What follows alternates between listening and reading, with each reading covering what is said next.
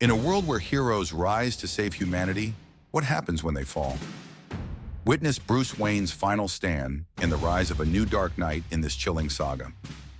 In DCeased, as the anti-life equation spreads across the globe, Bruce Wayne, ever the calculating detective, is already formulating his response to this incomprehensible crisis. The anti-life equation wasn't just a theory anymore. It was an evolving, ravenous entity. "No screens!" Bruce's voice echoed across the dark cave as he worked furiously to isolate the virus. The techno-virus wasn't just infecting people, it was hijacking their very humanity. "Activate the Manor's electromagnetic pulse," Bruce bellowed. The Manor was plunged into darkness, severing its connection to the outside world. Bruce had bought them time, but just barely. Bruce calls for his sons. "Dick! Tim!" But there's no answer. Instead, Alfred appears, his voice filled with fear. "They're in here, sir." And then, Dick steps out of the darkness. But this isn't Nightwing anymore. His eyes burn red, his body twisted by the virus. He's been consumed by the anti-life equation, transformed into a mindless monster. Before Bruce can act, Tim attacks too. The fight begins, and it's brutal. Batman uses every ounce of his skill to defend himself, to try and subdue them without hurting them.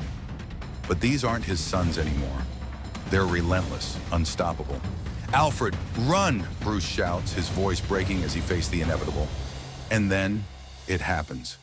In the chaos of the battle, Dick bites Bruce. Blood pours. The virus begins to spread through his body. Even Batman, the man with a plan for everything, knows there's no coming back from this. The infection is taking hold.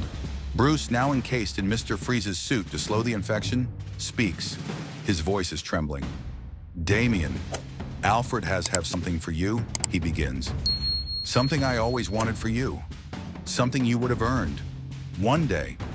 Damian's voice falters. "Father?" he whispers, barely holding back his emotions. But before Bruce can say more, the infection surges.